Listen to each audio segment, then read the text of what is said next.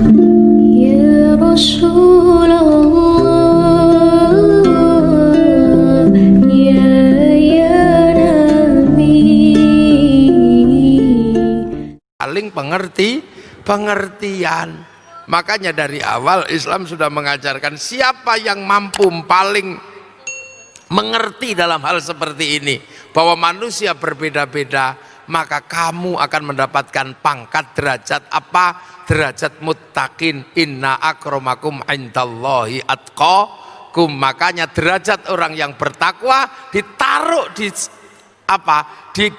Di belakang ayat tentang pengertian laki-laki dan perempuan, tentang pengertian bangsa. Kalau itu berhasil, inna akramakum indallahi atqakum, kamu akan menjadi bangsa yang akan menjadi apa? Kamu menjadi orang yang mendapat derajat takwa. Lah kalau kamu sudah jadi orang bertakwa, maka kamu akan mampu keluar dari persoalan apa saja. Apa sebabnya? Karena kita sudah menyelesaikan hal yang sederhana.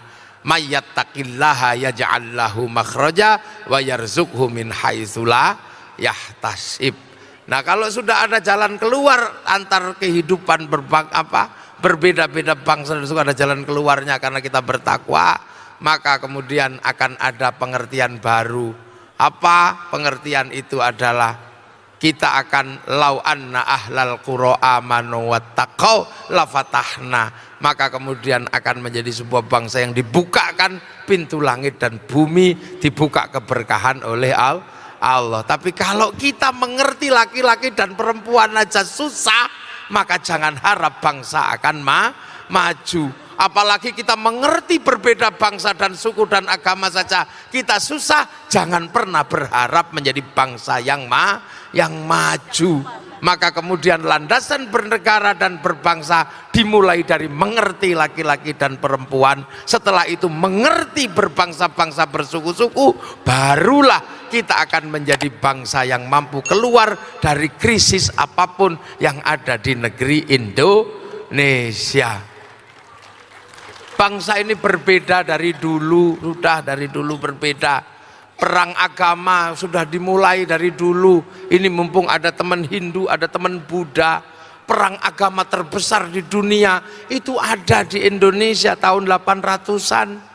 Ketika apa? Dua wangsa besar, satu wangsa Sanjaya dan satu wangsa Shailendra. Wangsa Sanjaya ini agamanya Hindu, wangsa Shailendra agamanya Buddha. Ini perang habis-habisan.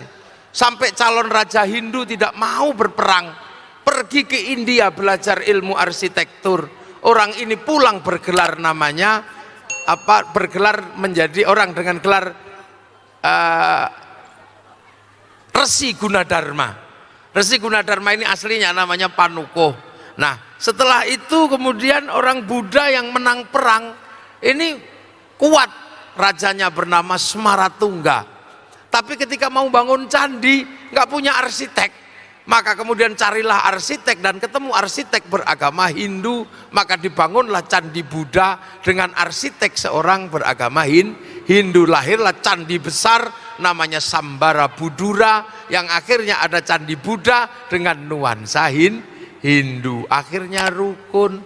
Anak Raja Buddha namanya Pramodawardhani jatuh cinta sama si Panukuh atau Gunadarma, maka menikahlah anak Raja Buddha dengan orang Hindu. Setelah menikah mereka kemudian tidak mungkin bangsa tidak diserahkan, akhirnya diserahkanlah kerajaan Buddha kepada orang Hindu, menantunya sendiri. Akhirnya si Panukuh bergelar dengan gelar baru namanya Rakai Pikatan.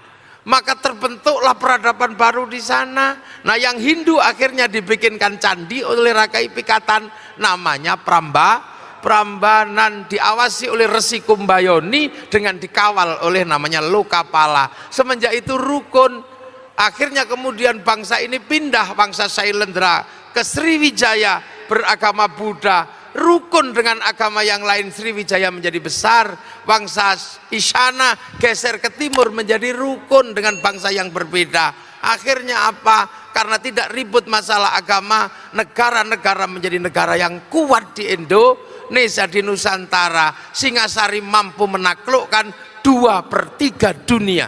Dan itu bisa kita lihat sekarang betapa tingginya peradaban yang ada di Nusantara. Orang Arab punya alat musik namanya terbang, terbuat dari kayu dan kulit. Orang Eropa punya alat musik namanya gitar, terbuat dari kayu dan tali. Tapi bangsa Indonesia punya alat musik namanya gamelan, terbuat dari logam. Hanya bangsa yang menguasai ilmu pertambangan yang maju dan penguasaan metalurgi yang mapan mampu membuat alat musik dari logam.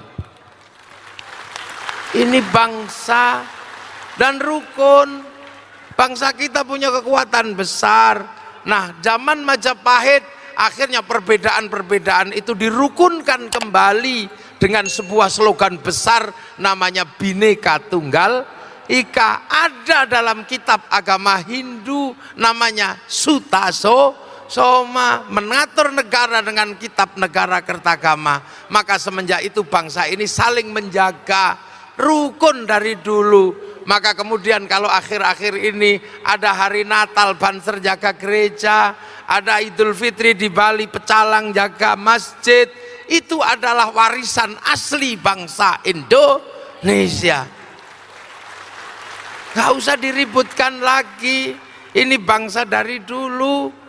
Makanya kita ini menjadi bangsa kalau tidak menarik diri ke belakang, kita ini menjadi bangsa yang tidak mengerti ke depan ini seperti apa. Bahwa kita dari dulu berbeda.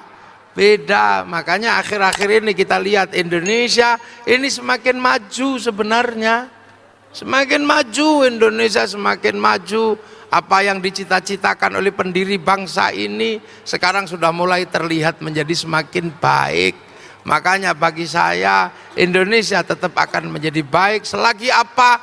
Selagi satu aja yang kita minta, rukun dan tidak saling mencederai sesama anak bangsa Indonesia.